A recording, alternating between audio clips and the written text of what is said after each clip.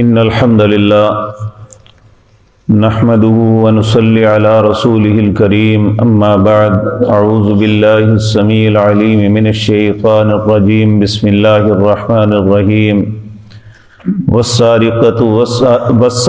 والسارقة فاقطعوا أيديهما جزاء بما كسبا نكالا من الله والله عزيز حكيم فمن تاب من بعد ظلمه وأصلح فإن الله يتوب عليه إن الله غفور رحيم ألم تعلم أن الله له ملك السماوات والأرض يعذب من يشاء ويغفر لمن يشاء والله على كل شيء قدير۔ حضرات محترم، گزشتہ آیات میں اللہ اور اس کے رسول سے جنگ، زمین میں فساد پھیلانا اور قتل کرنا یہ بہت بڑے جرم قرار دیے گئے اور ان کی سخت ترین سزا کا بھی بیان ہوا۔ اور اس کے بعد اللہ رب العزت نے اہل ایمان کو کہا یا ایھا الذین آمنوا اتقوا اللہ وابتغوا الیہ الوسیلہ،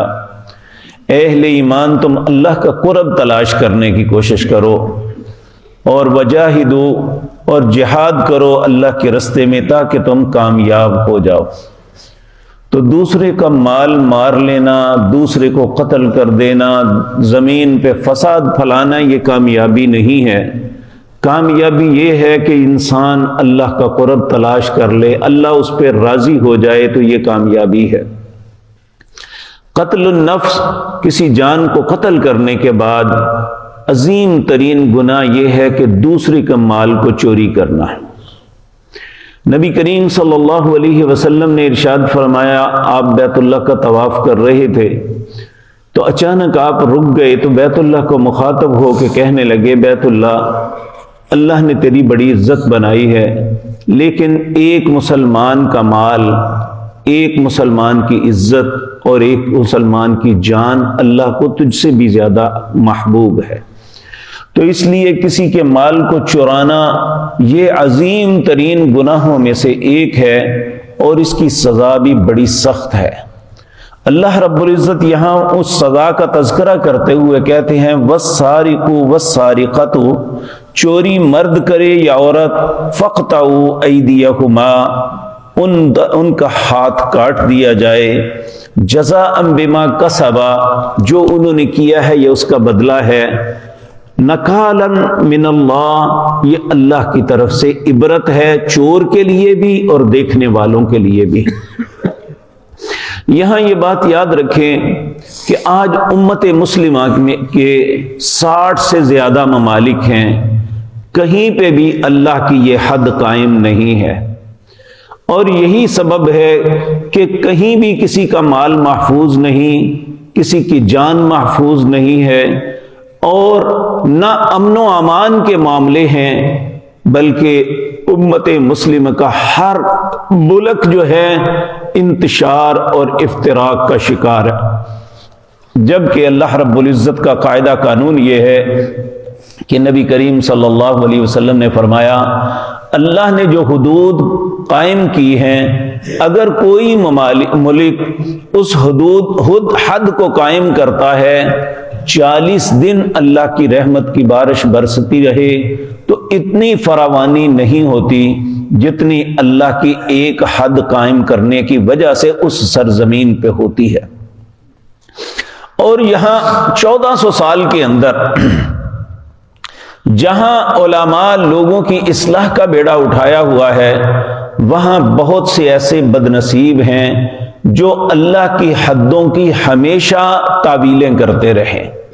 اسی طرح چوری کے معاملے میں بھی 2 ہیلے ہمیشہ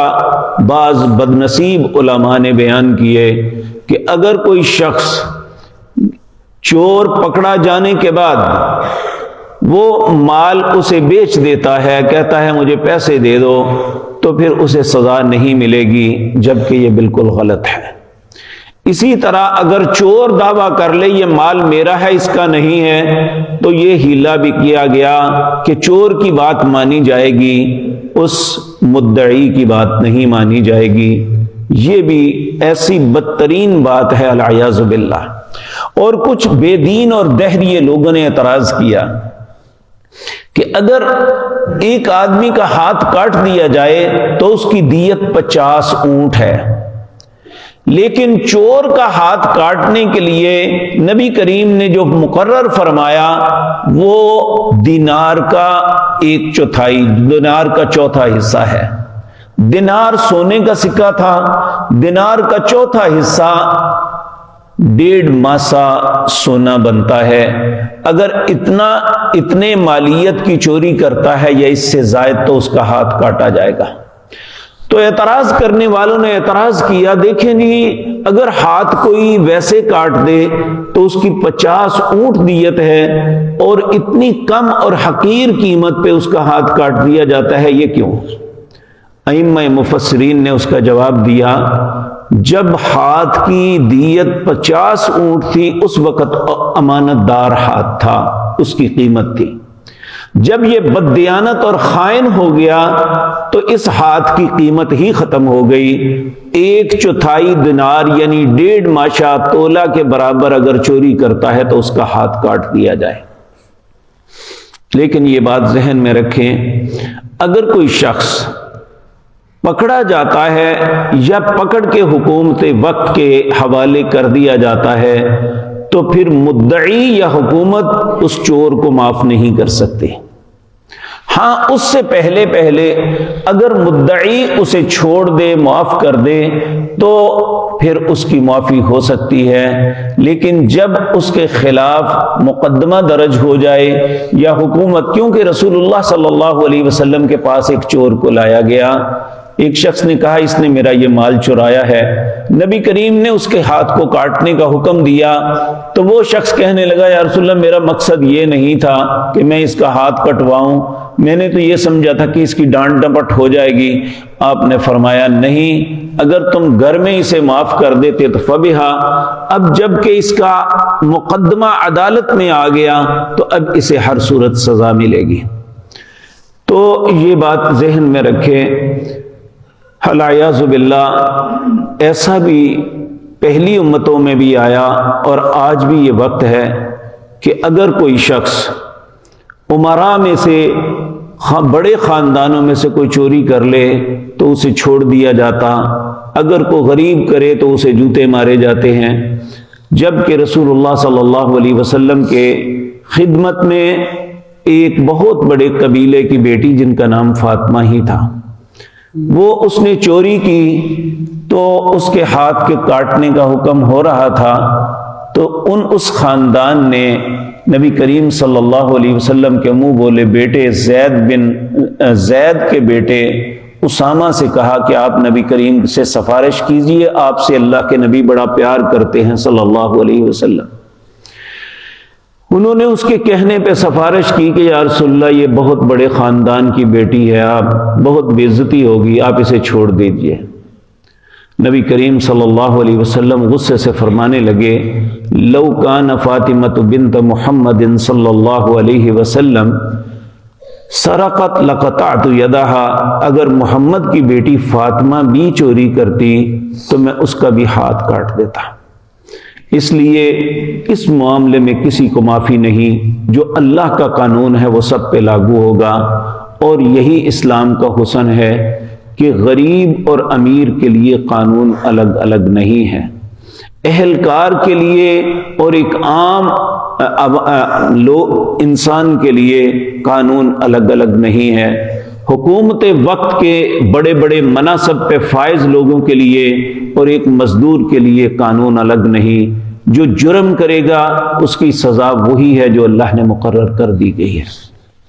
آج ہمارے حالات کے بگاڑ کا سب سے بڑا سبب یہ ہے کہ نبی کریم نے فرمایا تم سے پہلے لوگ ایسا کرتے تھے اس لیے ان میں بگاڑ پیدا ہو گئے۔ آج ہمارے بگاڑ کا سبب یہی ہے کہ غریب اگر پکڑا جائے تو اس سے تو سب کچھ کر لیتے ہیں، لیکن اگر کوئی امیر یا منصبدار ایسا کرے تو اسے کوئی پوچھنے والا نہیں ہوتا۔ ٹھیک ہے اگر دنیا میں کوئی نہیں پوچھنے والا تو ایک دن اللہ کی عدالت لگنی ہے، اس وقت کوئی امیر غریب نہیں ہوگا،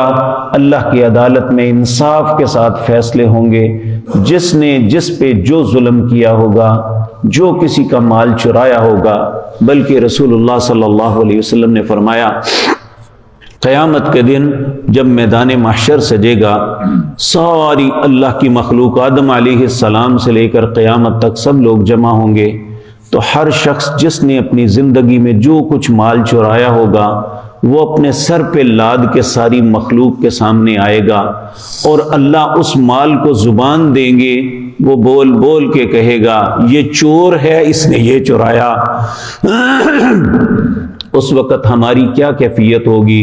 جب ہمارے باپ دادا اوپر تک سب خاندان کے لوگ ہوں گے، ہماری اولادیں اور ان کی اولادیں ساری ہوں گی، اور ایک چور کی حیثیت سے ساری مخلوق کے سامنے کھڑا کیا جائے گا۔ اس وقت سے پہلے پہلے نبی کریم صلی اللہ علیہ وسلم نے اپنے خاندان کے لوگوں کو کہا تھا کہ جس نے کسی کا حق مارا ہے یا کسی کی چیز کو چوری کیا ہے اسے واپس کر دے یا اس سے معافی لے لے، کیونکہ اس معاملے میں قیامت کے دن میں تمہارے کسی کام نہیں آ سکوں۔ تو یہاں اللہ رب العزت فرما رہے ہیں والسارق والسارقۃ فاقطعوا ایدیہما، چور مرد ہے یا چور عورت، فاقطعوا ایدیہما، دونوں کا ہاتھ کو کاٹ دیا جائے، جزاء بما کسبا، یہ بدلہ ہے جو اس نے کمایا، نکالا من اللہ، اللہ کی طرف سے یہ عبرت ہے، واللہ عزیز حکیم، اللہ غالب حکمت والا ہے۔ فمن تاب من بعد ظلمہ، جو توبہ کر لے اس ظلم کے بعد، وہ اصلح، اور اپنی اصلاح کر لے، فإن اللہ یتوب علیہ۔ ایک مرتبہ ایک چور کا ہاتھ کاٹا، آپ نے فرمایا اس کے ہاتھ کو داغ دو، یعنی اس کا خون بند ہو جائے۔ تو اس کے بعد نبی کریم کی آپ نے فرمایا میرے پاس لے کے آنا، آپ کی خدمت میں پیش کیا گیا۔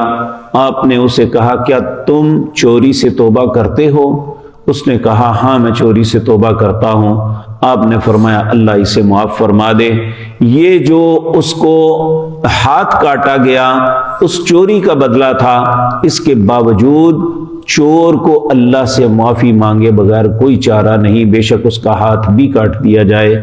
تو یہ معمولی بات نہیں، ہم بڑی آسانی سے دوسرے کے مال کو ہڑپ کر لیتے ہیں۔ یہ کل اللہ کی عدالت میں جب یہ سب کچھ کھلے گا تو اس وقت ہمارے لیے بہت پریشانی ہوگی۔ اللہ اس وقت سے پہلے پہلے ہمیں سمجھ نصیب فرما دے۔ ان اللہ غفور الرحیم، بے شک اللہ بخشنے والا مہربان ہے۔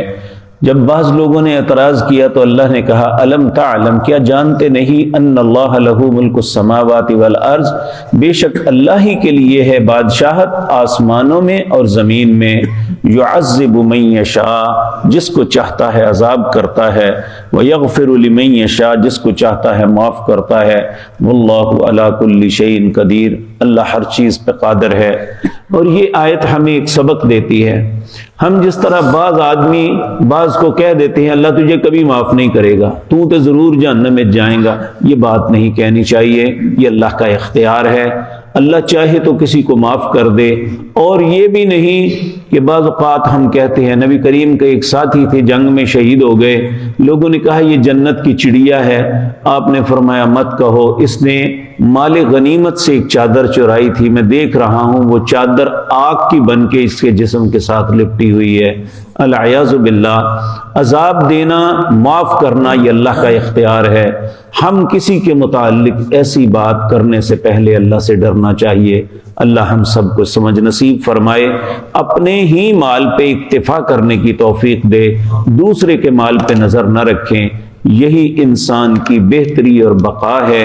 دنیا اور آخرت کی عزت ہے اس میں۔ اللہ ایسی ذلت سے محفوظ فرمائے کہ ہم دوسرے کا مال چوری کر کے کھائیں یا غصب کریں، العیاذ باللہ۔ اللہ ہم سب پہ رحم فرمائے۔ اقول قولی ھذا واستغفر اللہ۔